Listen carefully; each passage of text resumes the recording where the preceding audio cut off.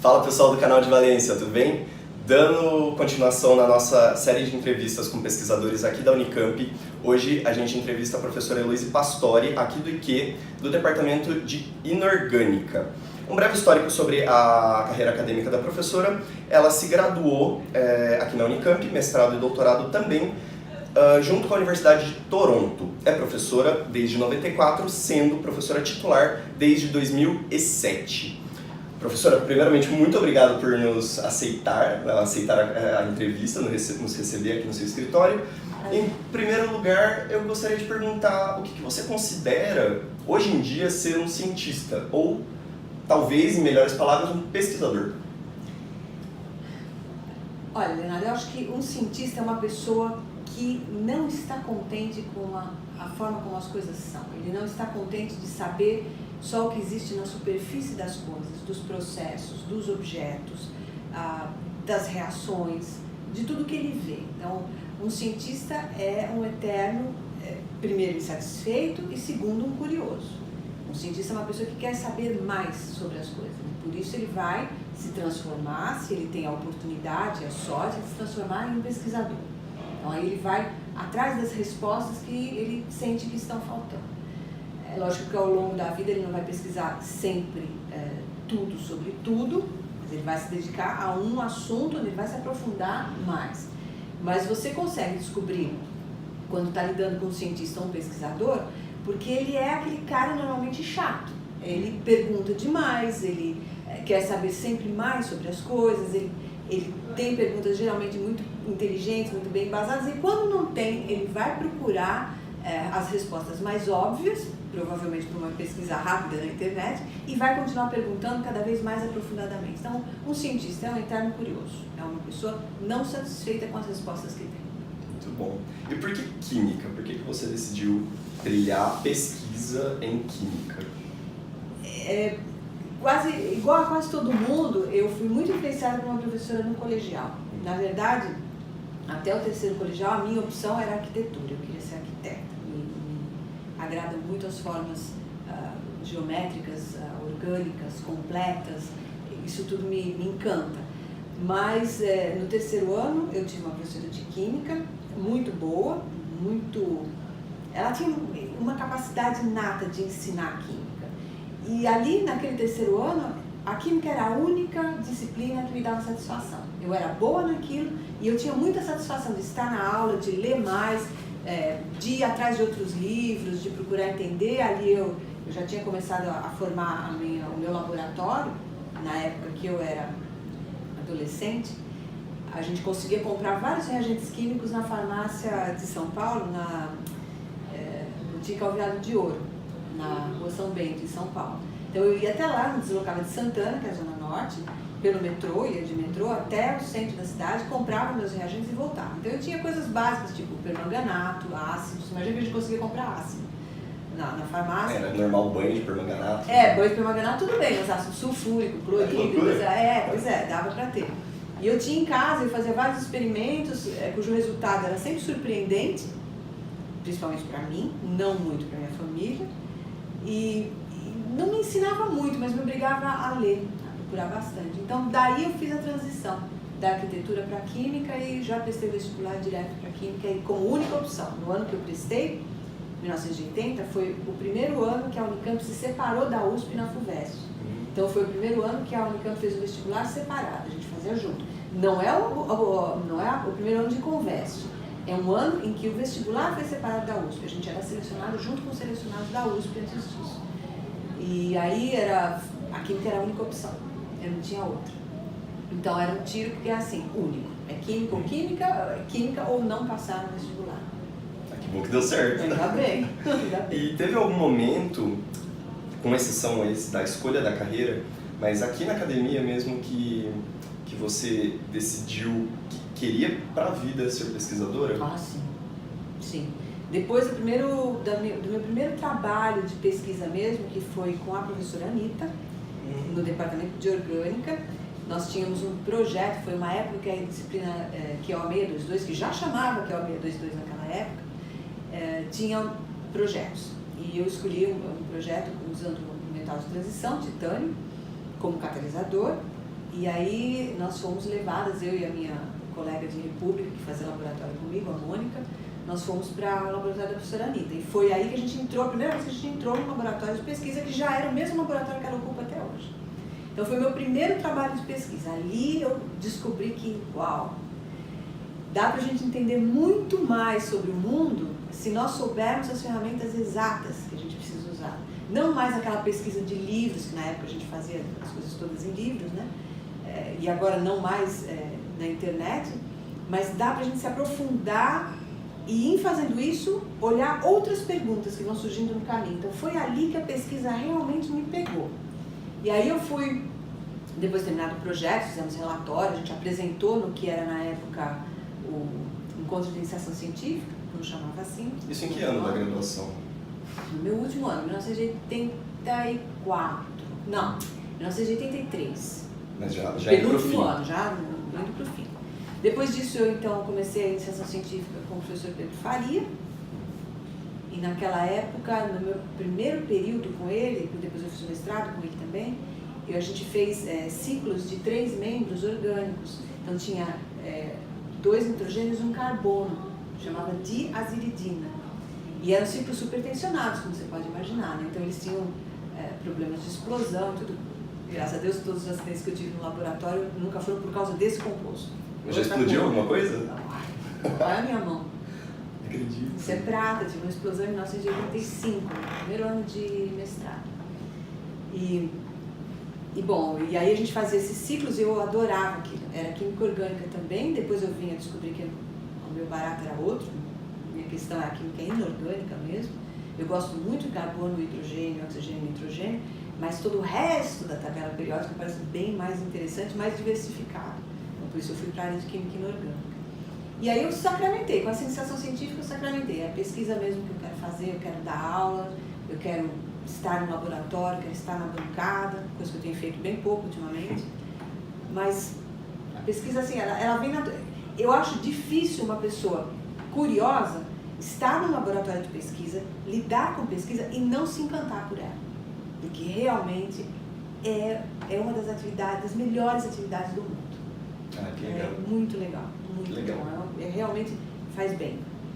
E então agora falando um pouco mais da sua linha de pesquisa, você é coordenadora do laboratório, deixa eu ver para não falar errado, Grupo de Peneiras Moleculares Micro e Mesoporosas. Você pode explicar um pouquinho o que vocês fazem aqui no laboratório de vocês? Claro. Na verdade, aqui a gente começou, lá em 1994, quando foi contratado, com o trabalho com os zeólitos. O que são os zeólitos? Você encontra na natureza, zeólitos naturais, formados depois de bilhões de anos, perfeitinhos. E o que eles têm de interessante? Eles são sólidos, os zeólitos são alumínio silicato, sempre, a composição deles é sempre de alumínio silicato, que tem poros e canais da dimensão de moléculas. Então, não é como um material poroso qualquer que tem uma distribuição de tamanho de poros. Eles têm um tamanho de poro. E esse tamanho de poro é dado pela construção da rede de alumínio silicato ao redor de cátions hidratados. Quando acontece na natureza, isso é assim. Os cátions hidratados guiam por uma interação eletrostática, né, cátion e a rede aniônica, silicato, né, guiam a construção do silicato, a ligação dos vários pedacinhos de silicato em uma forma específica. Lógico que isso depende de uma série de fatores, ainda muito estudados na literatura, mas esse material tem as propriedades, e por isso a gente chama peneira molecular, ele é capaz de peneirar moléculas pelo seu tamanho. Então, certas moléculas entram e saem dessa rede de poros, porque os poros têm dimensão de molécula. Outras moléculas não entram, e outras ainda entram, sofrem reação lá dentro, uma reação que normalmente ela não sofreria em meio de solução, por exemplo, no meio onde ele não tem restrição de tamanho, e saem modificadas. O produto não é aquele produto que você obteria numa solução ou numa reação comum. Por quê? Porque os estados de transição possíveis num espaço confinado são diferentes daqueles de um espaço livre, ou podem ser diferentes daqueles de um espaço livre. Então, você guia reações, você muda reações usando a peneira molecular como o vaso de reação, como o balão de reação que a gente usa numa reação normal na bancada. Então, a princípio, de maneira bem, em palavras bem pobres, isso é o zeólito. A peneira molecular é tudo que se comporta como um zeólito. Então aí você não precisa ser só alumínio silicato. Pode ser ferro silicato, pode ser alumínio fosfato, pode ser sílico alumínio fosfato. Tem uma enormidade. Sílicas, você pode fazer sílicas também, que são peneiras moleculares.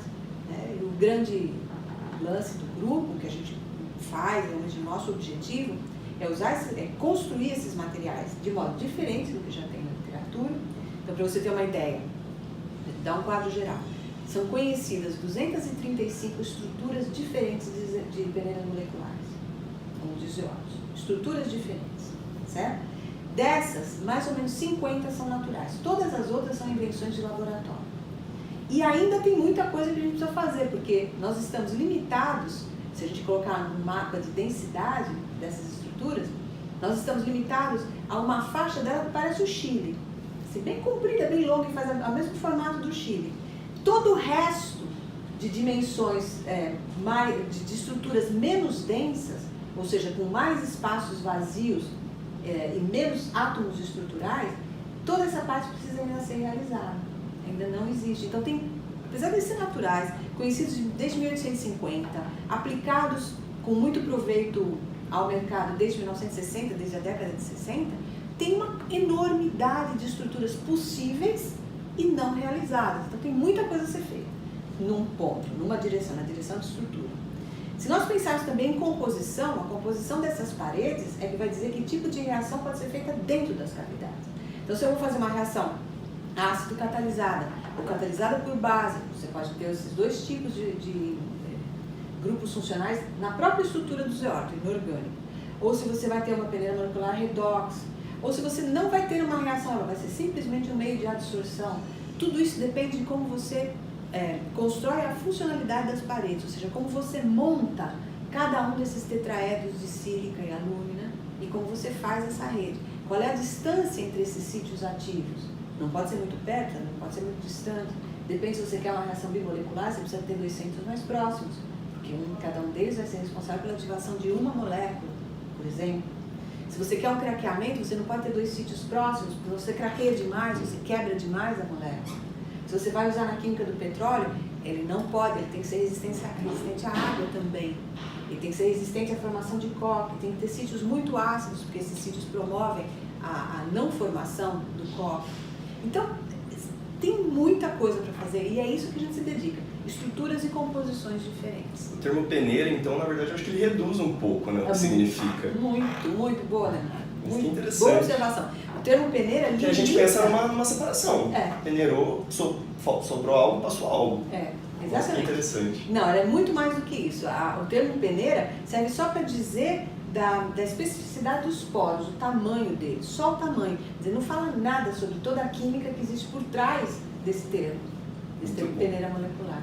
Bom, e caminhando agora para o final, a gente vai fazer um ping-pong rápido, perguntas rápidas. Respostas rápidas.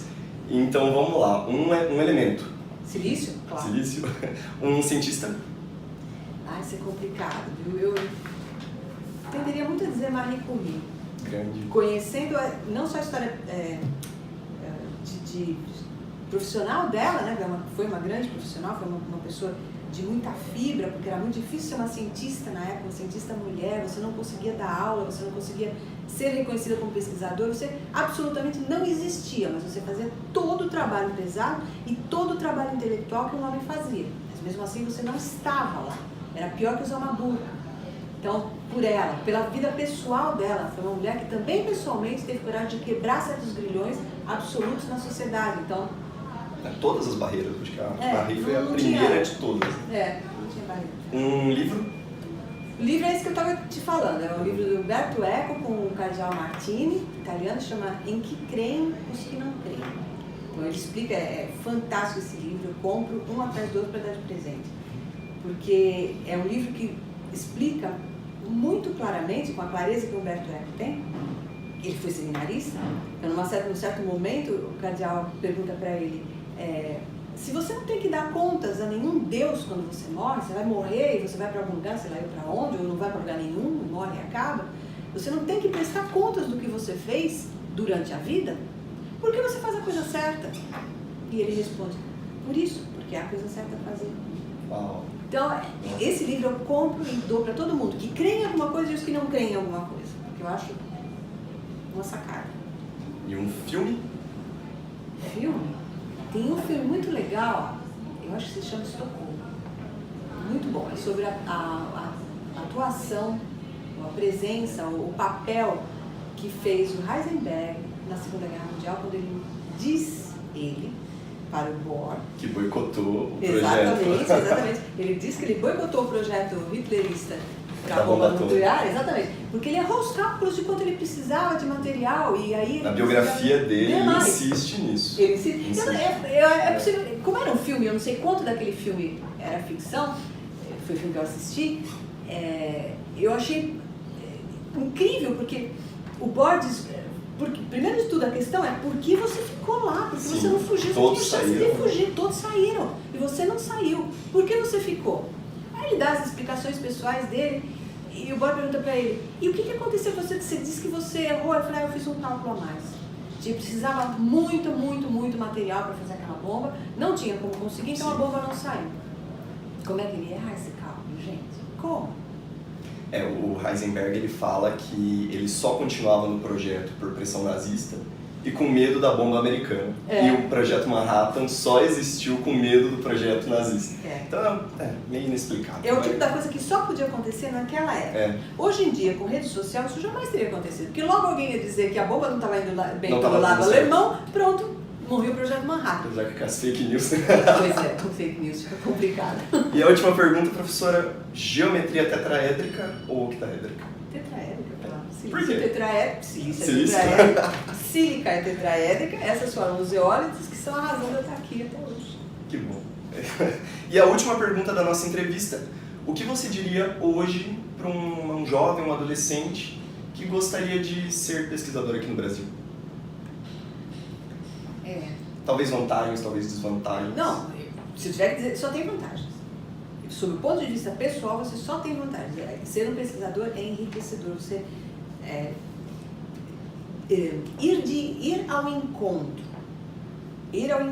de alguma coisa que você quer. E para fazer isso, encontrar tanta dificuldade, melhora você como pessoa. Alquimistas acreditavam nisso, eu continuo acreditando nisso. Você melhora como pessoa quando você tem que dar a volta em problemas, quando você tem que repensar toda a sua estratégia porque alguma coisa não deu certo ali no meio, seja uma reação química, seja um financiamento. Desvantagens. As questões desse país, em termos de econômicos, políticos, você tem financiamento uma época, da outra época você não sabe se vai ter, você começa a trabalhar com alunos, você não sabe se... Bom, hoje em dia essas coisas estão muito mais protegidas, ele vai ter bolsa até o final do compromisso que a agência financiadora assumiu com ele. Mas a gente nunca sabe o que pode acontecer no caminho, o seu dinheiro para pesquisa pode simplesmente acabar porque a segunda ou terceira parcela não vem. Então, se preparem para isso e tenham os planos B. Quem são os planos B? As indústrias. As indústrias ajudam a gente a fazer pesquisa, porque elas têm interesse que a gente desenvolva a pesquisa.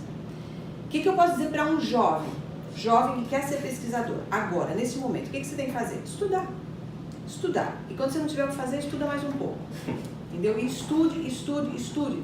Mesmo que não seja o que você vai se dedicar a fazer na sua carreira, que seja aquilo que te dá mais conhecimento, mais cultura geral.